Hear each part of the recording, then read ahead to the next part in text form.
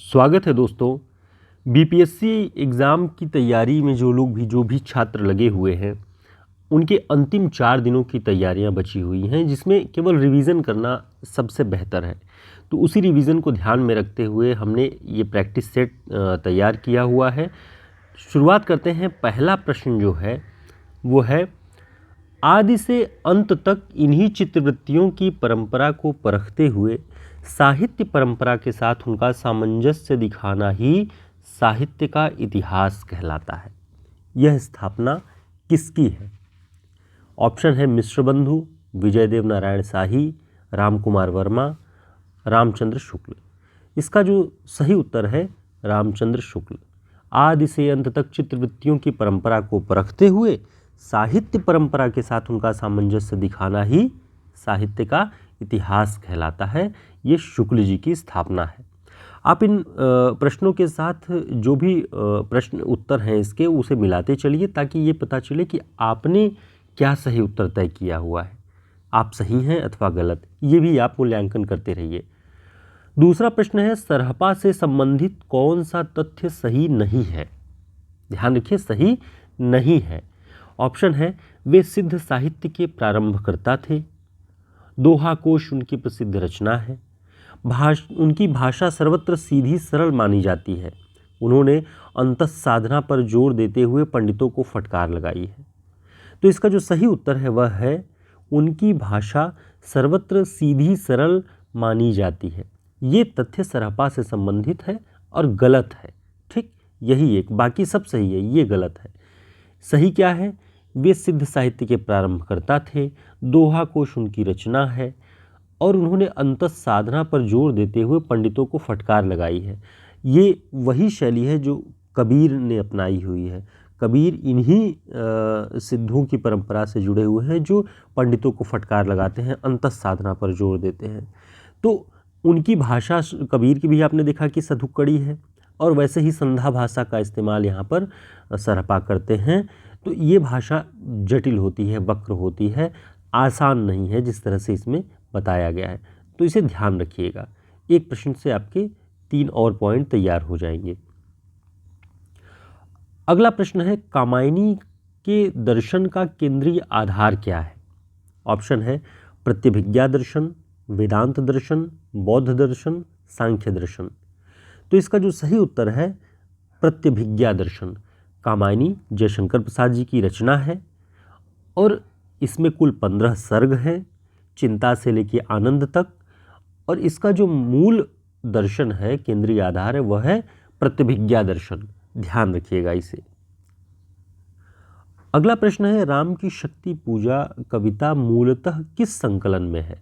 किस कविता संग्रह में है निराला के? तो ये निराला की रचना है और ऑप्शन है इसका गीतिका, परिमल, आराधना, अनामिका। तो सही उत्तर है अनामिका। अनामिका का जो दूसरा संस्करण आया 1938 में, उसमें राम की शक्ति पूजा कविता का समावेश है, उसी में संकलित है ये, इसे ध्यान रखिएगा आप। अगला प्रश्न है, रामविलास शर्मा ने राम की शक्ति पूजा में किन 2 कविताओं का सार तत्व माना है? 2 कविताएं किस तरह से सार रूप में राम की शक्ति पूजा में समाहित हैं? ऑप्शन है जागो फिर एक बार व बादल राग, तुलसीदास व सरोज स्मृति, सरोज स्मृति व जूही की कली, तुलसीदास व कुकुरमुत्ता। तो ध्यान रखिएगा कि राम की शक्ति पूजा में तुलसीदास और सरोज स्मृति कविताओं का समावेश माना है रामविलास शर्मा जी ने। वो मानते हैं कि इन्हीं 2 कविताओं का समावेश है राम की शक्ति पूजा में। ठीक। अगला प्रश्न है, निम्नलिखित में से त्यागपत्र का प्रमुख संदर्भ क्या है? ऑप्शन है मनोवैज्ञानिक, राजनैतिक, ऐतिहासिक, आंचलिक। तो इसका सही उत्तर है मनोवैज्ञानिक। आप यहाँ पर आपको प्रश्न का उत्तर जरूर दिख रहा होगा, लेकिन आप स्वमूल्यांकन ईमानदारी से करें कि इस प्रश्न के उत्तर को क्या आप जानते थे अथवा नहीं। इससे आप में खुद में आपको भरोसा पैदा होगा, उत्पन्न होगा कि आप बेहतर कर पाने की स्थिति में हैं। तो मूल्यांकन भी साथ में करते रहिएगा।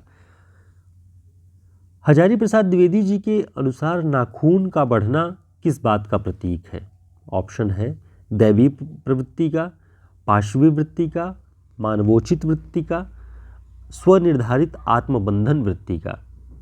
तो इसका जो सही उत्तर है पाशवी वृत्ति का।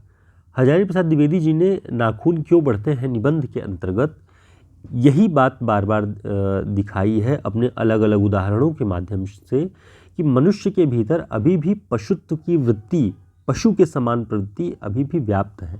वह सभ्यता के आविष्कार द्वारा अपने नाखूनों को काट जरूर लेता है, लेकिन वो समय समय पर उगते रहते हैं, बढ़ते रहते हैं और यह आभास कराते हैं कि उनमें पाशवी वृत्ति अभी भी विद्यमान है। उन्हें संस्कारों से और सभ्यता से नियंत्रित करना मानवोचित गुण है। अगला प्रश्न है, हिंदी का मानक रूप किस बोली के सर्वाधिक निकट है? हिंदी का जो स्टैंडर्ड एक रूप है, परिनिष्ठित रूप है, वो किस बोली के सर्वाधिक निकट है? ऑप्शन है खड़ी बोली, बांगरू, कन्नौजी, अवधी। तो इसका जो सही उत्तर है वह है खड़ी बोली। खड़ी बोली का जो है वो इसका एक उपनाम कौरवी है और ये मानक हिंदी, परिनिष्ठित हिंदी के सर्वाधिक निकट है ये।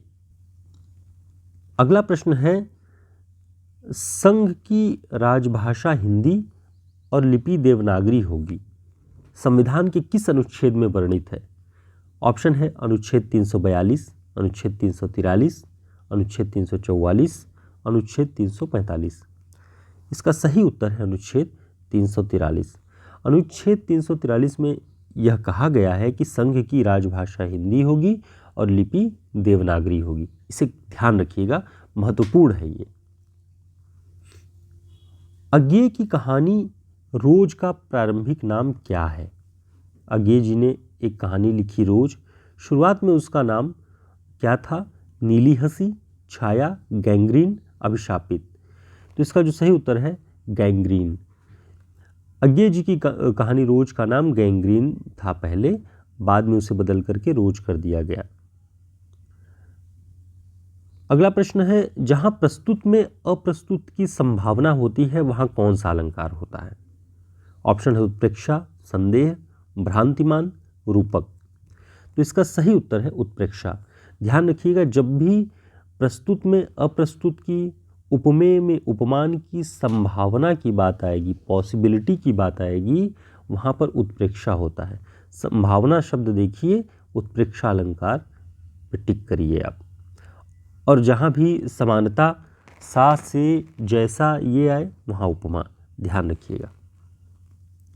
अगला प्रश्न है, उपमेय का निषेध कर उपमान की स्थापना करने वाला अलंकार कौन सा है? जहाँ उपमेय जिससे उपमा की जानी है उसका निषेध कर दिया जाए, उसको काट दिया जाए और उसकी जगह पे उपमान को रख दिया जाए, वो कौन सा अलंकार है? ऑप्शन है रूपक, वक्रोक्ति, संदेह, अपहनुति। तो इसका सही उत्तर है अपहनुति। अपहनुति अलंकार उपमेय का निषेध कर देता है और उपमान की स्थापना कर देता है। अगला प्रश्न है, पाई महावर दैन को नाइन बैठी आए, फिर जानी महावरी एड़ी मीड़त जाए। इसमें कौन सा अलंकार है? ऑप्शन है उपमा, संदेह, भ्रांतिमान, उत्प्रेक्षा। तो इसका सही उत्तर है भ्रांतिमान।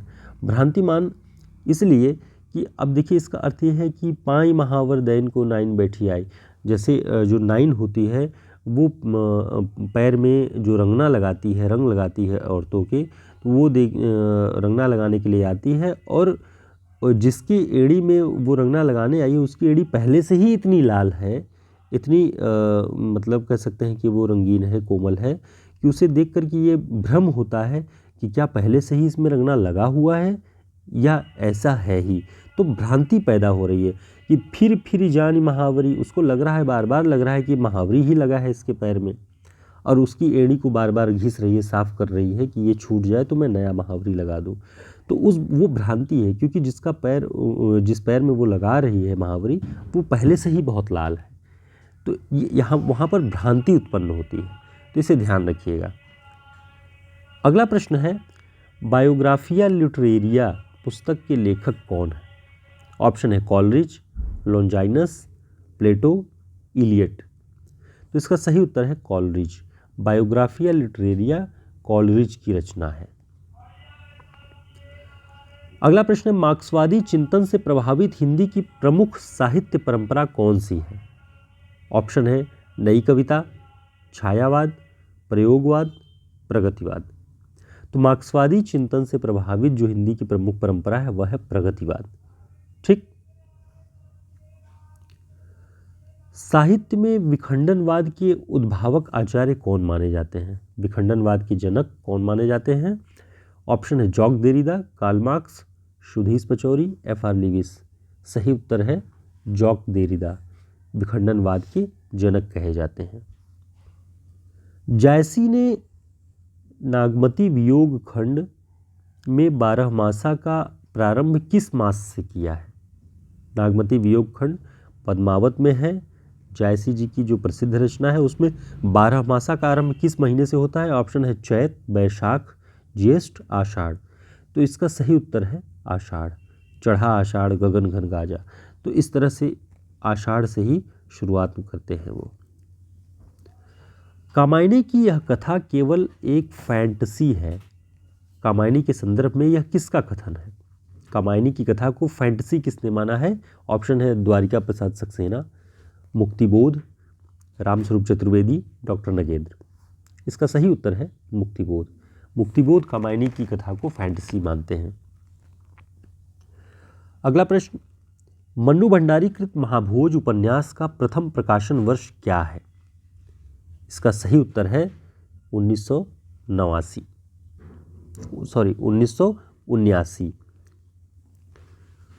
रामचरितमानस में प्रधान रस के रूप में किस रस को मान्यता मिली है?